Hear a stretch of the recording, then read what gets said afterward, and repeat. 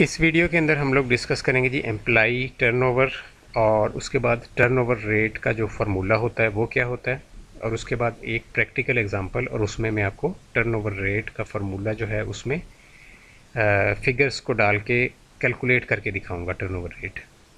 तो आइए देखते हैं एम्प्लाई टर्नओवर क्या होता है। तो इसको डिफ़ाइन इस तरह से किया जाता है कि टोटल नंबर और percentage of employees who leave an organisation during a certain period of time. ठीक है जी, ये जो बोल्ड में मैंने लिखा हुआ है टोटल नंबर और परसेंटेज ऑफ एम्प्लॉइज़, यानी आइदर आप टोटल नंबर को कहते हैं या परसेंटेज ऑफ एम्प्लॉइज़ जो कि छोड़ गए हैं एक ऑर्गेनाइजेशन को during a certain period of time.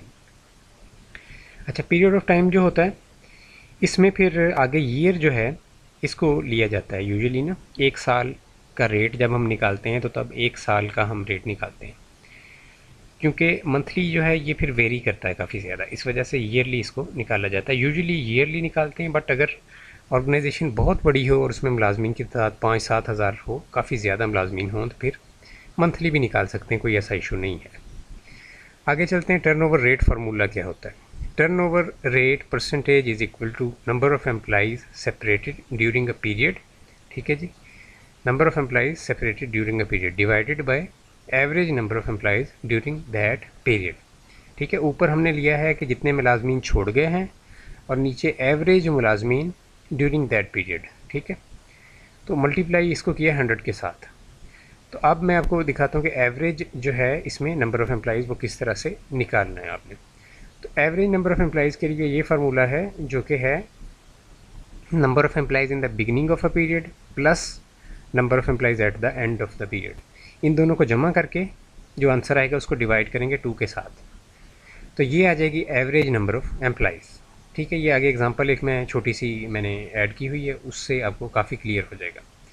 लेकिन 1700 मुलाजमीन थे एक कॉल सेंटर के अंदर टेलीकॉम कंपनी में, और ये 1700 की तादाद थी जनवरी 1 2010 को। ठीक है जी, 70 जो मुलाजमीन हैं वो छोड़ गए एक साल के दौरान।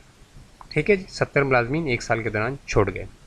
तो एवरेज एम्प्लॉइज़ जो हैं अब वो हम निकाल लेते हैं। पहले तो 1700 स्टार्ट ऑफ द ईयर में थे और 1630 एंड ऑफ द ईयर में हैं। इसको डिवाइड कर दिया 2 से। ठीक है, अब याद रहे ये 1630 में नई हायरिंग कभी भी ऐड नहीं करनी, अदरवाइज़ कोई फ़ायदा नहीं होगा ये सब कुछ मैथ करने का। ठीक है, कोई कैलकुलेशन करने का कोई बेनिफिट नहीं होगा। ये न्यू हायरिंग यहाँ पे ऐड नहीं करनी, इसमें न्यू हायरिंग के बगैर 1630 हैं। ठीक है जी, यानी प्रीवियसली जो चल रहे हैं एक साल से, ये उनमें से जितने बाकी रह गए हैं 1630। तो 1700 प्लस 1630 करके उसको 2 से जब डिवाइड करेंगे तो ये आ जाएगा आंसर 1665।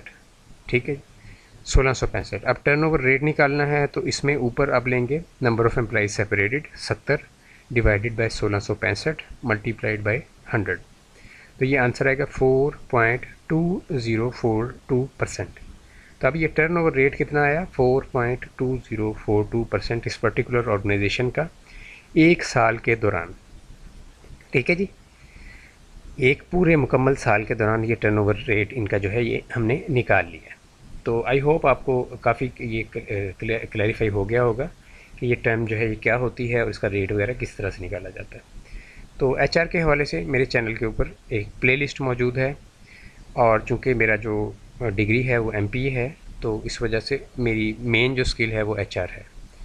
तो आप उस प्लेलिस्ट को ओपन कर लें, मैं डिस्क्रिप्शन में उसका लिंक शेयर कर देता हूँ, वहाँ से आप अपनी रेलिवेंट वीडियोज़ जो हैं वो देख सकते हैं।